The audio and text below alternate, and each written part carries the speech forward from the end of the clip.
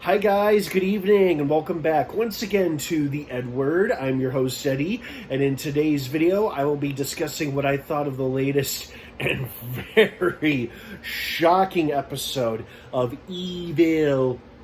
Now, what did I do last Thursday? I was doing something that kept me away from catching up on Evil. I finally had a chance to watch it now. And wow, what an episode. Damn, I mean, you can really feel the net closing in now on multiple fronts.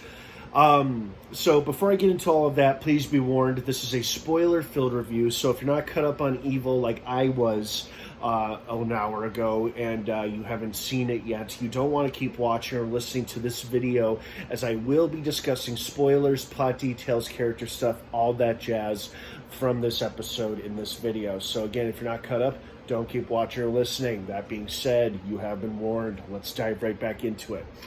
Wow, that is such a bummer for Kristen, losing her marriage, her mother, and her job all in one episode.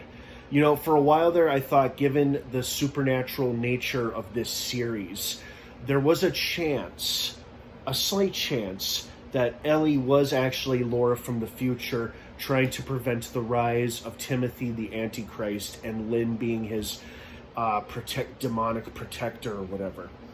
But it turned out she was just a crazy woman that Andy was sleeping with at the mental health clinic that they both met at, and she got all the information she needed to know about Kristen and her family and Leland and all that crap off the flash drive that Cheryl left for Andy's eyes only. But unfortunately, she got to it first, which made a lot more sense than it being Lynn from 30 years in the future. But God, what an emotional fuck up that must have been for poor Kristen. You know, this woman basically told her that your husband's going to call you tomorrow admitting he's cheating on you. That's exactly what happened. And of course, the audience were like, oh God, is she really from the future? Is she here to stop Timothy and stop Lexus as well? Nope, just a crazy woman who has now destroyed not only Kristen's life, but this family's life as well, because now that family unit is completely shattered. Andy made a terrible mistake, and now it's over. You know, it's seemingly over between him and Kristen. I seriously do not see them reconciling from this at all. Even though Kristen did cheat on him in an earlier season, that was more of a brief sexual fling rather than a full-on relationship like Andy made it sound.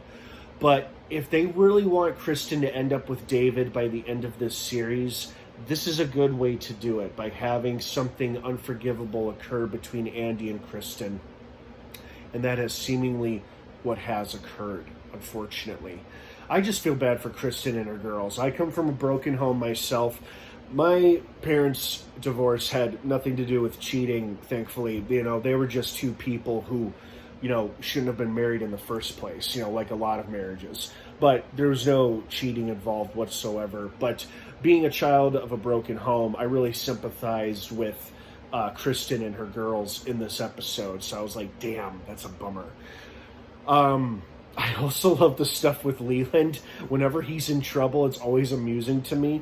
I also love that we got a great new addition to the cast. John Carroll Lynch, legendary character actor from such movies as Fargo, Mercury Rising, and was on The Walking Dead for a short time as well. And he's done a lot of other movies since then, of course, is going to be playing the lawyer representing Leland while he's on trial. And of course, it turns out he's the great evil that is supposed to come to New York in disguise, and he is a gnarly, badass-looking demon.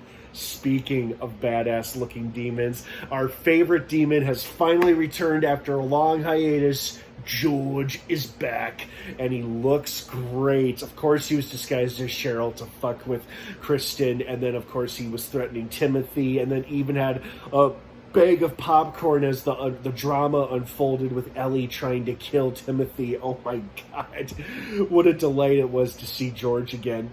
I hope we get to see him again before the series runs out. Like, have him at least appear in the final episode as a final fuck you or farewell to Kristen or something like that. You know, we only have 3 episodes left, you guys. 3 episodes left to wrap up the whole story. Although it feels like that story is going to be wrapping up pretty quickly, not because we only have 3 episodes left, but because the church has seemingly decided to terminate its assessment program because it just wasn't bringing in the results they wanted. And apparently they're also running out of money in that particular parish, which is partially why they made David the new figurehead as the pastor of that parish, even though the parish is going under. So it's really not much of a promotion for him. I loved the emotional scene between him and David. I mean, Ben and David, when Ben rightfully calls him out, why the fuck are you a priest? You clearly love Kristen. You care about her. She likes you back. And then David, god damn, he is sound in his convictions. I'll give him that. I respect him for that. I mean, it kind of drives me nuts at times too, but I respect his convictions and his stance on his faith. So good for him. Now, will they end up together? I don't know. But I'll tell you this much. That was a well-filmed, sexually charged hugging sequence we got between him and Kristen when they were in her office. You know, the camera was like close in on them. It felt extremely intimate, as I believe that was the intention. We got close-ups of his face, of her face, his hands, her hands. The whole thing felt extremely intimate, close, and personal, as was probably the intent behind that sequence. And I was like, whew. So I don't know if they'll end up getting together or not. Maybe all this crap that the crazy woman was spewing will come true after all, despite it coming from a crazy woman. I don't know. We only have 3 episodes left, you guys, and that is not very much time to wrap up a television series. But I hope it's been done with serious thinking and good writing, and overall it's satisfactory to the fans. So what did you guys think of this latest episode? Did you have any favorite parts? Are you happy George is back? Are you sad about Andy and Kristen? Let me know what you think down below in the comments section. Have a wonderful rest of your night. Evil drops its remaining final episodes on Paramount Plus on Thursdays. Have an awesome rest of your night, everyone, and of course, until next time, may the force be with you.